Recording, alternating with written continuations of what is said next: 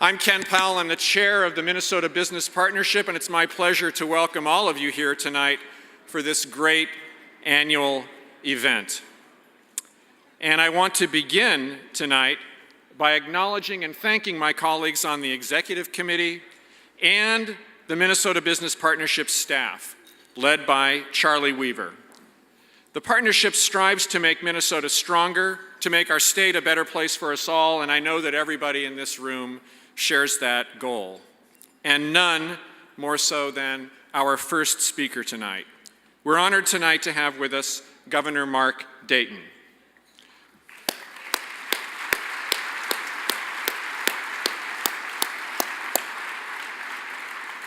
Above all, Governor Dayton is committed to making Minnesota a better place. And I want to share with everyone here tonight that Governor Dayton has been very willing and very open to the views of the business community. He's willing to listen to our concerns, and he's sought our input. He knows that every business in this room is looking for ways to be more efficient and more effective, and he is open to the lessons that we have learned. We've seen the governor's interest firsthand at General Mills. Governor Dayton knows that General Mills is committed to continuous improvement and to lean management techniques. He's reached out to us to learn more about our approach, mindful that we've been donating the time and talents of our executives to Minnesota's own Enterprise Lean program, the state government initiative focused on improving the organizational performance and results in Minnesota's state government agencies. General Mills employees and employees from many other companies here in this room have shared best practices and ideas for eliminating waste. We've just scratched the surface on this, but already the state has saved more than $15 million. Clearly, the benefits of this kind of learning and sharing go well beyond simply cost savings. For example, the Department of Motor Vehicles has cut the time it takes to transfer a car title by 70%, and the Department of Human Services has cut the time needed to determine eligibility for medical assistance by 35%. And a new streamlined admissions process for veterans at the Minneapolis Veterans Home is proving easier, faster, and more understandable for residents, for staff, and for families. Governor Dayton has taken the lead on advancing such initiatives because he knows that leadership is key. Governor, we very much appreciate your collaborative approach and your dedication to reform. We look forward to continuing to work with you. Ladies and gentlemen, please join me in welcoming Governor Mark Dayton.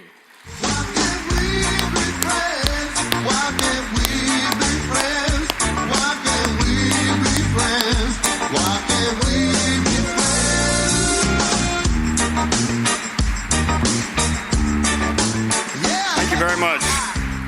Thank you very much. They wanted me to pause for a second there, and for those of you who missed the significance, the theme song was "Why Can't We Be Friends?"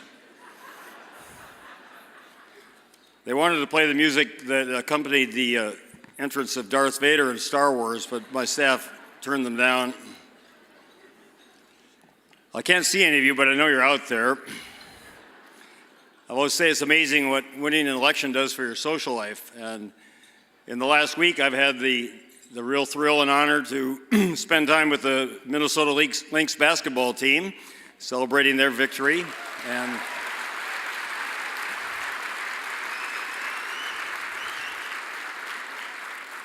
And yesterday with the King and Queen of Norway, and to which I tried to invite all 850,000 Minnesotans of Norwegian descent, but they couldn't fit into the residence, unfortunately.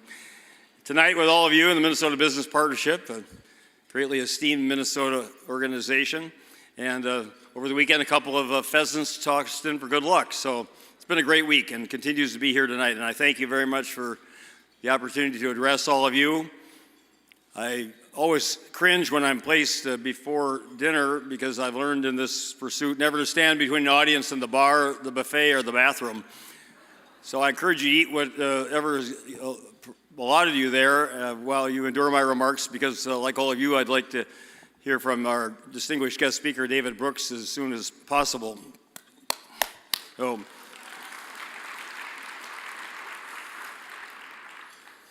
That's probably, David, more applause than I'll get at the conclusion of my remarks. But I want to focus on the future of Minnesota. I'm reminded of the adage that those who fail to learn the lessons of history are doomed to repeat its mistakes.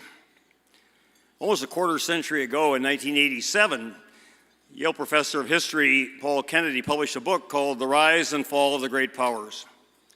In it, he made the simple yet profound observation that in all of human history, every nation who had ever been the world's great number one superpower no longer is, except for us.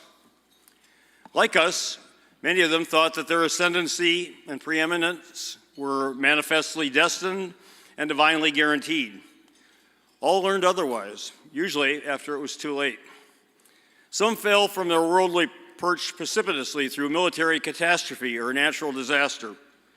More often, however, their trajectory was that of a parabola, in which they ascended to the top, reigned for a period of time as the world's preeminent economic and military superpower, and then gradually fell from that position of supremacy. Most often, the reasons for their decline were their overextension of empire and its associated costs, when coupled with a shift in the advantages upon which their economic supremacy depended. Professor Kennedy's analysis back in 1987 and its implicit association with our country's predicament back then received a brief flurry of attention, especially as the country went through the recession that soon followed. That attention receded, however, as rapidly as our national economy recovered and grew steadily throughout the rest of the 1990s. When I took office in the United States Senate in January of 2001, outgoing President Clinton, a Republican-controlled Congress, and the expanding economy had combined to achieve for the first time in 29 years a balanced federal operating budget. In fact, it had done so for 2 consecutive years. And this was not in the more commonly referenced combined budget, which includes the Social Security Trust Fund, which was then running annual surpluses of $180 billion. This was in the operating part of the federal budget, which meant the combined budget was running those $180 billion a year annual surpluses, and the Office of Management Budget projected that those surpluses would continue for at least every year of the next decade. So in my first month in the Senate a decade ago, we were discussing how far down we could pay the national debt without disrupting the bond markets. Federal Reserve Chairman Alan Greenspan cautioned, don't go below $1 trillion of federal debt. But there was general agreement that using those surpluses to pay down that national debt was the best way to prepare ourselves for the demographic and economic shifts which would commence in the following decade, now this decade, when the baby boom generation began to retire.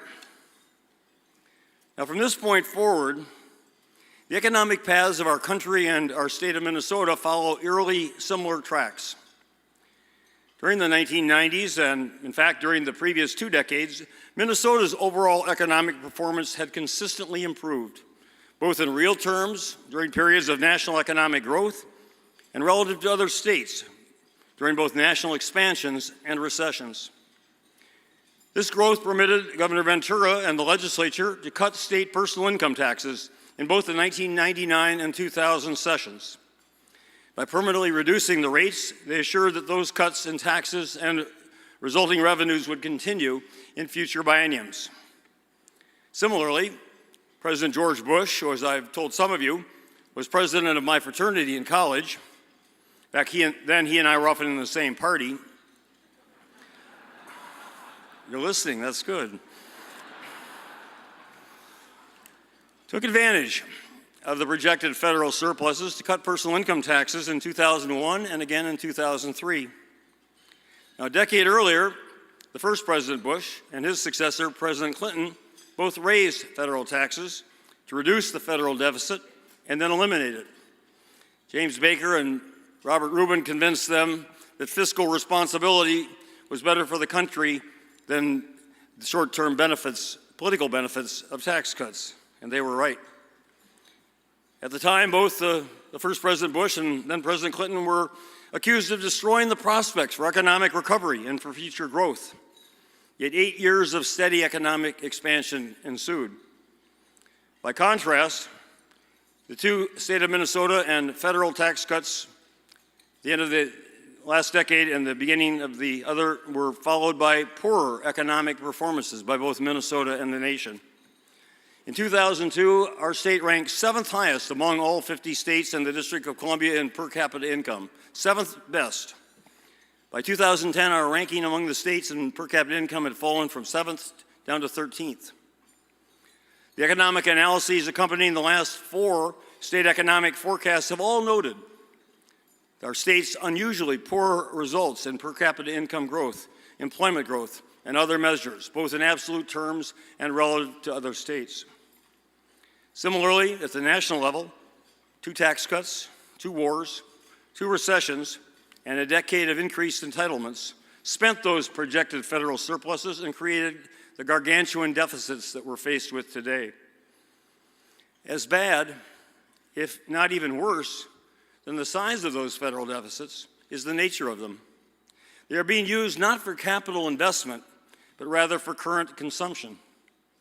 And similarly, this July, the state of Minnesota crossed that critical divide into borrowing to finance operating deficits when Republican legislative leaders insisted upon issuing state debt backed by future tobacco settlement revenues rather than progressive income tax revenues. All of which leaves our state and our nation today in similar situations, facing similar challenges as we address our respective futures. Business leaders tell both state and federal officials that their governments impose higher costs of doing business than other states or other countries. The citizens in both expect and need higher wages to maintain their standards of living. Increasing health care and other human services costs threaten to drive state and federal spending even higher in the years ahead, and to crowd out more of the investments in human and physical capital that we need, leading to cuts in education from early childhood to kindergarten through high school, into post-secondary, and even more specialized post-secondary education. And reductions in capital investments, such as highway improvements, bridge repairs, public transit expansions, and sewer, water, broadband, and other essential infrastructure systems. Like many of you, I've been to countries like China 7 times, and Korea and Japan, again, just a couple weeks ago. In China, a couple years back, I was taken to a Nike plant an hour out of Shanghai, a quote-unquote small plant, only employed 5,000 workers. The large ones, I'm told, employ over 100,000 workers. They told me that 250 pairs of hands touches every pair of Nike shoes that are produced there. It's not innovation, it's not high technology, it's just cheap labor. Young men and women working gladly for 40, 50 cents an hour, 80 to 100 hours a week, because it's better than 2 cents an hour in the village. And those jobs aren't coming back to this country. I've also taken in China the maglev train, which goes from downtown Shanghai to the airport at 230 miles an hour. I've taken several of their high-speed trains, one of which travels 49 hours on seamless tracks. It speeds up to 160 miles an hour from Shanghai to Lhasa, Tibet. Meanwhile, we in Minnesota are now constructing our 2nd light rail line, wondering where the funding will come from for a 3rd or possibly a 4th. And just beginning to talk about planning for what is really a mid-speed train to Chicago at top speeds less than half of those of the rest of the modern world. Highway systems on the eastern seaboard of China are in better condition, have better capacity, and allow for smoother running cars and other vehicles than we have here in Minnesota, and yet they're also building high-speed rail lines to augment them. And we in this country and in our state of Minnesota are trying to figure out how to do all this to compete in a global economy and do even more on state and local budgets that are mired in chronic deficits with rising debt and political prohibitions on tax increases on median incomes, which continue to decline and a still tenuous recovery from a drastic recession. Does all of that add up to an overall condition that on a human patient, doctors would call critical? Wouldn't that human patient be immediately routed to an emergency care unit?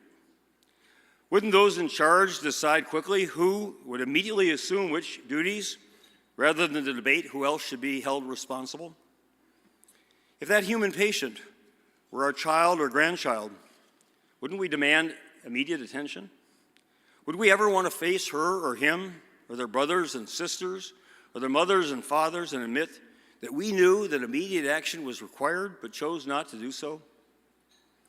Well, in fact, all of our children and grandchildren and their children and grandchildren will be profoundly affected by the decisions we make and the actions we take or don't take as leaders of our state and nation, all of us acting and working together.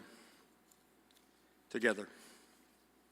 First and foremost, we must increase our investments in education. More money is not guaranteed to improve the quality of our education systems. However, less money is almost guaranteed to make them worse. And less money is what we in Minnesota have been providing our public schools, our public colleges and universities, and thus our children and young adults for most of the past decade, culminating in 14% cuts in state funding for the University of Minnesota and the MnSCU colleges and universities in this biennium compared to the last one. There are 8 research universities in the greater Boston area alone. Our entire state has just one, the University of Minnesota. As my father told his children, if you have all of your eggs in one basket, you better take mighty good care of that basket. I have similarly told President Kaler, no more money for mediocrity. However, the university needs your support as well as the state's support to improve its educational offerings in the areas where we must be excellent, where we must be the very best in the nation and the world, such as our medical school, for the sake of our future economic and social vitality. I will be trying to identify in the weeks ahead those of you who are willing to join in partnership. Many of you already have, who are willing to increase that partnership with my administration and the legislature in identifying those essential pillars of excellence at the University of Minnesota. It would make my task much easier if you would identify your interest to me directly. In return, you'll get dinner with President Kaler and me at the governor's residence, a chance to have my 3 German shepherds harass you, and an invitation to transform the University of Minnesota and thereby your children and your grandchildren's futures. Our new MnSCU Chancellor, Stephen Rosenstone, also needs your help and mine. One of the recurring themes for the 8 regional economic summits I have held around our state is the urgent need to better align vocational and technical training courses on the MnSCU campuses with the specific skills that employers are looking in people to hire. That can be as general as graduates with engineering degrees who are sought in virtually every community, to students trained in mechanical drafting rather than architectural drafting for job openings in ArctiCAD at Thief River Falls. It means that the funds necessary to upgrade and improve course curricula, instructors training, and the technology and the machines and equipment which our students are training on. As one manufacturing executive in Winona said, in technical education, you can't be teaching history. You have to be teaching current and future events. Well, it's hard to make those transitions, however, when at the Technical College in Staples, for example, the budget for equipment improvements in 1990 was $1 million, and last year it was $10,000. If those of you who would like to have dinner with Chancellor Rosenstone and me and my 3 German shepherds would also kindly identify yourselves, I would be delighted to give you similar opportunities to transform our state's future. I commend the business partnership for your leadership on behalf of early education for all of our children. We've learned visionaries like Art Raymer and Don Fraser have known for decades and told us that early childhood education is critical in giving every child, regardless of her or his circumstances, a fair and equal opportunity, an opportunity to succeed, to achieve their fullest potential. And if we want this country to be successful, if we want our state to be successful, then all of our citizens, virtually all of our citizens, must individually and collectively be successful. And once again, our children and our grandchildren depend upon that, as well as those the business partnership want to help and will, thanks to your dedication. Similarly, infrastructure improvements. I've asked Commissioner of Transportation Tom Sorrell to set up a task force, and I welcome your expertise and your involvement. How do we pay for the infrastructure improvements that we need here in Minnesota? Highways, bridge repairs, extension of public transit. And let me include, separate from MnDOT, a Vikings football stadium, a people's stadium that will house the Vikings and for decades to come and will generate thousands of jobs in their construction and operation. Many of you have pledged your support. We need your support. We need to get that project approved in the next month and underway for the benefit of the future of Minnesota. I also want to assure you that all of us in this administration take the improvements that are needed to reduce the cost of state government and provide better quality services enormously seriously. I want to thank Ken Powell and General Mills for the terrific support they have given under Governor Palente's administration to state agencies in initiating continuous improvement projects. I've stressed to our commissioners that my dedication to continuing that beginning in the governor's office, and my staff have arranged a meeting with me in a couple of days to begin that improvement process. I can assure you that we take, as I say, the charge to provide better quality government services, spending every taxpayer's dollar as wisely and effectively as possible, as well as possible. I thought of the saying that our motto would become expect more and pay less, but somebody told me that was already taken. So I'm committed, we're committed to a better state government for a better state of Minnesota. And finally, I want to thank the partnership for its involvement in setting up the greater MSP. It was really extraordinarily uplifting last week to go to the opening event and to see Minnesota executives speaking so positively about our state. We all can recognize our failings and shortcomings, but as I said earlier tonight, our common stake, our common destiny is in what we can agree upon. What is great about Minnesota that we can make even better? What are the essential building blocks that we must, as stewards of this state, enhance, strengthen, and improve for the benefit of the generations to follow us? Creative disagreement and debate is the essence of democracy, and I welcome it throughout my administration. But as I look upon this expanse here, what is going to make or break this state and this nation at this critical juncture in our future, and with the critical decisions and actions that we're going to make now that will affect decades to come, are what we can agree upon together, what we can all do together, what we can recognize we have a common stake as Minnesotans and Americans and achieve together for the benefit of our state, our nation, and future generations to come. Thank you very much.